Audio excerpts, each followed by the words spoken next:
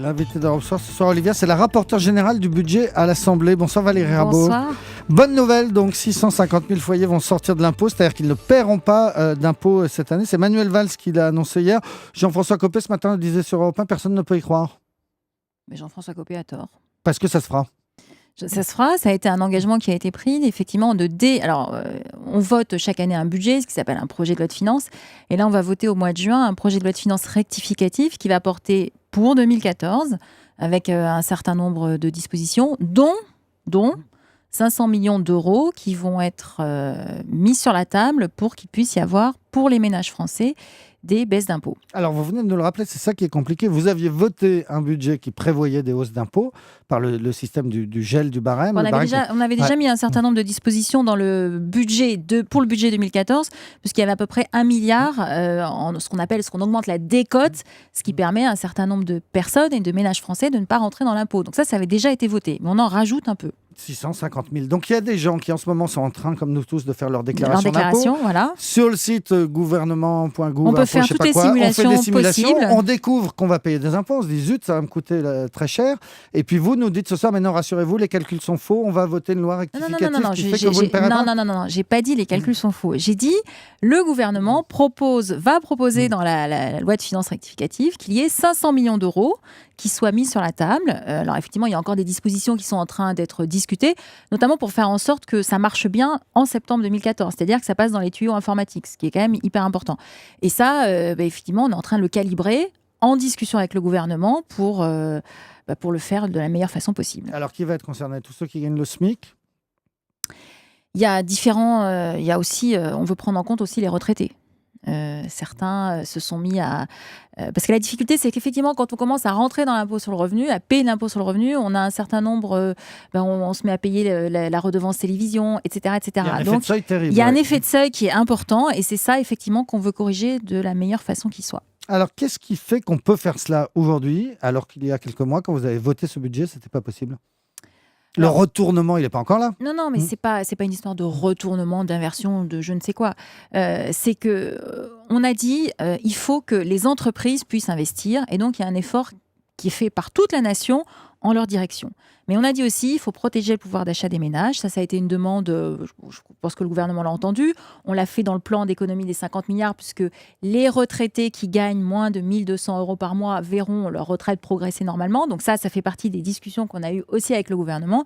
Et il y a l'idée que dès 2014, on veut un geste supplémentaire pour les ménages, parce que effectivement, le pouvoir d'achat, socialement, c'est indispensable, mais ça permet aussi à la machine économique, quand vous avez un peu plus d'argent, vous le dépensez en général un peu plus. Alors, vous venez de le rappeler, pour ce plan de 50 milliards, on avait annoncé donc le gel des prestations sociales, ça s'est maintenu, le gel du point d'indice des fonctionnaires, le gel des retraites, puis finalement, on est revenu, on a dit ça, on a exclu du système les toutes petites retraites. Celles qui sont inférieures à 1 200 € par mois. Alors, justement, les gens qui gagnent juste au-dessus de ça, les classes moyennes, modestes, elles peuvent se dire ce soir, mais tout le monde est épargné sauf nous? Elles peuvent se dire... Il y a un effort qui est demandé, on ne va pas se mentir à votre antenne, il y a vraiment un effort qui est demandé parce que on a vu, la France a connu des déficits, a une croissance qui peine à redémarrer. Donc effectivement, il y a des efforts qui sont demandés. Je me permets de rappeler quand même, alors, ça dépend ce qu'on appelle classe moyenne, mais quand on est dans la fonction publique, les catégories C ont été revalorisées. Pour certaines, elles ont vu, là, ça y est, elles ont reçu leur bulletin de salaire, donc elles l'ont vu, entre 30 et 50 € par mois de revalorisation, ce qui n'est pas rien. Moi, il y en a certains qui m'ont dit, en un an, j'ai été plus revalorisé que sur les 7 dernières années. Donc ça, c'est quelque chose d'important. L'année prochaine, sur le budget 2015, il y aura pour les salariés du privé, cette fois-ci, des réductions de cotisations sociales jusqu'à 1,3 fois le SMIC. Donc ça aussi, c'est du pouvoir d'achat qui est redonné aux salariés.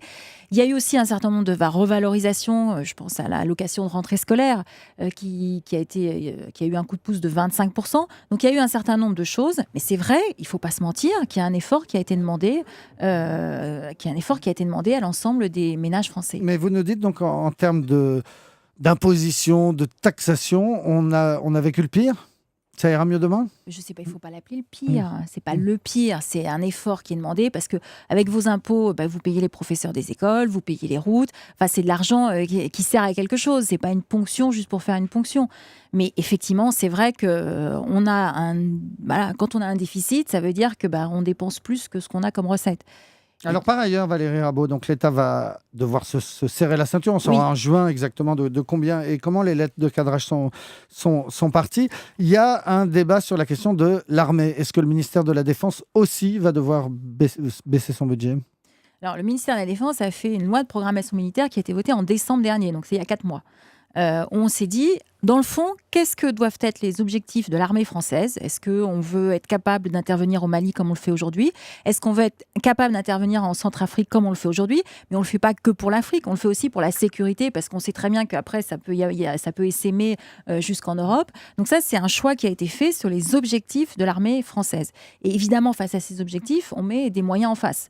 On s'est mis d'accord. Question de baisser ces moyens. On s'est mis d'accord sur ces moyens qui seront tenus. Et donc, quand hier, sur Europe 1, Xavier Bertrand dit l'État est en train de préparer un plan de réduction de plus d'1 milliard d'euros. Bertrand, je ne sais pas d'où il invente tout ce qu'il vous a dit hier. Donc, le budget de l'armée ne sera pas touché, vous nous le confirmez. Le budget de l'armée, encore une fois, je rappelle que la loi de programmation militaire a été votée en décembre dernier. Voilà. Et il n'y a rien de nouveau. Et il n'y a rien à venir. L'instant, c'est de préserver, notamment. Je rappelle quand même qu'on a un certain nombre de nos soldats qui sont au Mali. Encore un s'est fait tuer jeudi dernier. Donc, il est indispensable que par rapport aux objectifs qu'on s'est fixés, on puisse mettre les moyens qui vont avec. Ça, c'est une info. Merci beaucoup, Valérie Rabault, rapporteure générale du budget, invitée d'Europe Soir.